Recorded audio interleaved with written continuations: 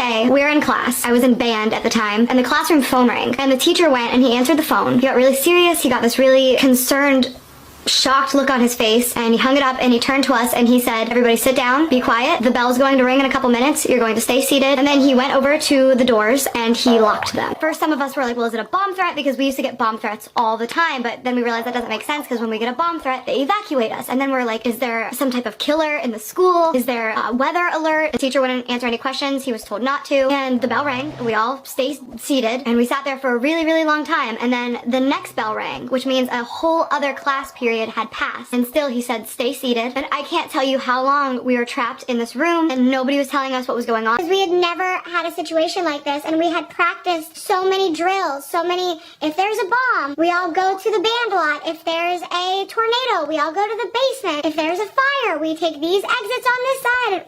We always had a plan, and this was just something that we had never planned, and nobody was telling us anything. So eventually, they're texting their parents and calling their parents, and they're saying, "Do you know anything about this?" And the parents are all freaking out, and now it's like an ordeal. Some of the parents started listening to the police scanners, and it was getting back to us that there were ambulances outside of our school, and we're just like...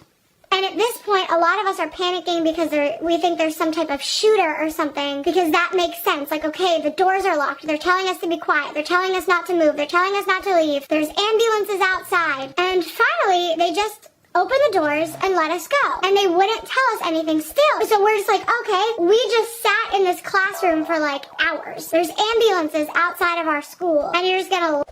room for like hours. There's ambulances outside of our school and you're just gonna let us go to our next class? So you can probably tell by the title of this video what happened. A girl died in class during school hours. And here's the story on that. So earlier in that day, around like first, second period, somebody sold her a bunch of Oxycontins. She, during school, took all of them. She ended up going to her 7th period class at 3rd period, and she walked in and the teacher was like, "Honey, what are you doing here?" And she said, "Oh, I'm here for class." And the teacher was like, "You're not here until later, honey. It's only 3rd period." And I wasn't here for this, but supposedly when she walked away, she said to somebody else, "Oh, she's on something," or "She's drunk," or something. But it was obvious that she was on something. So she went a couple classes later and she put her head down on the desk. She was sleeping, and she was just kind of one of those students who, you know, showed up late and slept in class. Obviously didn't show a ton of interest in her. He was an amazing teacher. He was a caring teacher, but he didn't